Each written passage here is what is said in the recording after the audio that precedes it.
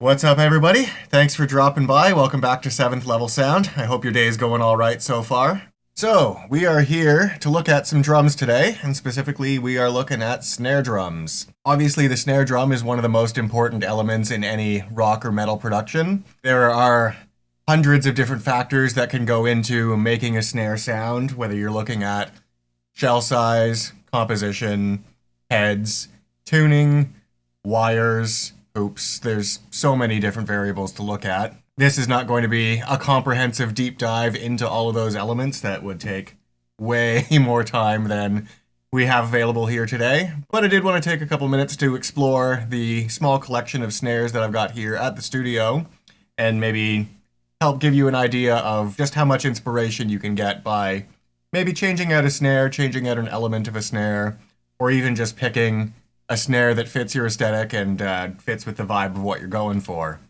Currently have 4 different drums in my collection. We're going to have a look at all 4 of those today. Now, as anybody who's ever had the misfortune of seeing me with drumsticks in my hands knows, I am not a drummer myself, but luckily today we've got a good friend of mine who came by the studio to help out, and he's going to take these snare drums through their paces and perform to a level that I am definitely not capable of myself. So, as I mentioned, we got 4 snare drums to look at here. These are evenly split between a couple metal and a couple wood selections. I think having a good variety of snare tones on hand is always going to be helpful, not just for giving drummers a little bit of options when trying to find the exact right tone for the song that you're working on, but also can kind of help to get out of your comfort zone a little bit, try out something new. The setup that we're using for recording today is very bare bones. The kit itself is very minimalist. There's my 18 by 22 inch Mapex Orion series kick drum. There's a single set of Sabian hi-hats and then 1 single crash cymbal as well. Not a huge busy kit, nothing to really get in the way of the snare drum tone. Obviously we're focusing on snare today, so we don't need a million pieces everywhere. Drums are all being recorded with a single stereo XY overhead, 2 mics on the snare, 2 mics on the kick drum, and then a pair of ribbons out in the room. This won't exactly be a perfect apples-to-apples comparison on all of these drums, since their tunings are similar but not exactly identical. They all feature Aquarian drum heads, but not the same series or composition. They have different size wires on every single drum, and while the shell depths are fairly consistent, they're not exactly identical in some cases. Less of an exploration of every individual piece as it accumulates into the whole of the drum sound, and more just a quick overview of each drum, just a kind of getting to know you session. This isn't a fulsome deep dive or anything like that. So, I think we'll start off with a little bit of playthrough on each one of these snare drums, just kind of let the drummer roll and jam out for a few minutes and show off what these drums all can do. Since this is a metal channel, I think let's start off with the metal snare drums. This is a piece coming from an Australian drum builder called Chaos Drums. This is from their Metal Forge series. This is the first of 2 of their drums that'll be appearing in this little playthrough here. This is a 6.5 by 14 inch hammered brass shell with a bright nickel plating. This drum features die-cast hoops, 24 strand pure sound snare wires, is in a relatively medium to low tuning at the moment. With all that being said, let's have a listen to this first drum here. Here we go.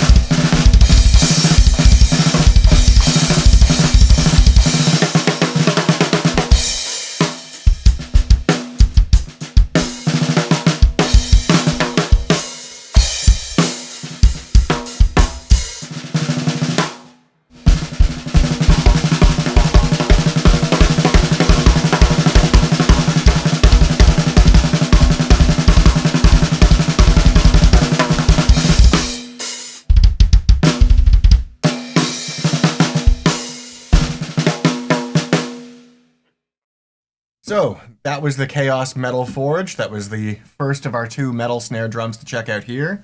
Next up, we have my Pearl free-floating steel snare drum. This is far and away the oldest drum in the collection. While the Pearl free-floating system dates back to at least the early to mid 1980s, this drum isn't quite that old. I believe this drum dates to somewhere in the late 90s to early 2000s. This is also a 6.5 inch by 14 inch shell. If you're not familiar with the Pearl free-floating systems, basically the way that it works is that the 2 drum hoops effectively suspend the shell in between rather than having them mounted to the drum shell itself. So this allows the shell to resonate more freely and in a more open way than when you have the lugs actually fastened to the shell of the drum itself. So fantastic sounding drum. The Pearl free-floating system is famous for a reason. I am very happy to be able to have one of these drums in my collection, particularly when you want something that you can really just drive into and it's gonna bring the house down.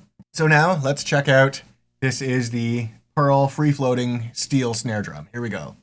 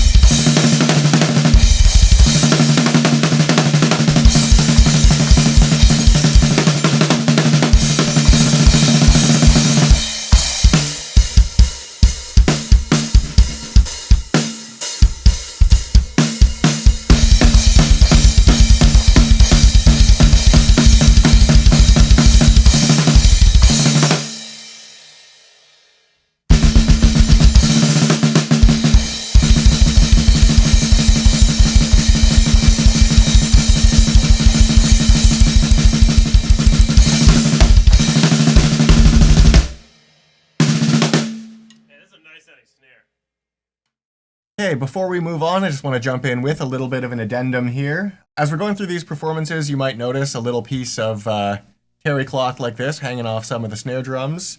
As we were working on going through these drums and making these little samples for you, we were experimenting a little bit with some dampening. This was basically just sat over the rim of the drum, just with a little bit of masking tape holding it down. We didn't end up actually using that particular muffling for any of these snare samples that you'll hear. The most amount of dampening on any of these drums was maybe a little piece of moon gel here or there, just help kind of tame some of those extra resonances and let the fundamental of the drum punch through a little bit more. Moving right along into the woods now. I'm going to start off with the first of our wood snare drums. I'm actually quite a fan of the sound of wood drums. I know that particularly for heavy music, metal drums always get a lot more of the focus and the attention, but there is something about the resonance of a wood drum that I find tends to really sit nicely in a mix without being too obnoxious or oppressive. They're just a little bit warmer sounding, a little bit more pleasing sounding. Maybe not something that would fit in every production, but always really good to have on hand. So this is now the second of the Chaos drums that I have here. This is a Chaos Phoenix, Birch Ash combination shell, 6.5 inch by 14 inch again, triple flanged hoops. I believe it's got either 18 or 20 strand pure sounds on the bottom at the moment, outfitted with Aquarian heads again, with the birch shell making it a little bit more of a bright and kind of snappy sort of sound. We're tuned in a little bit of a lower range here on this one, but I think it's got a good bit of crack to it as well. And again, this is a snare drum that cuts through really nicely. So let's check out. This is the Chaos Phoenix snare drum.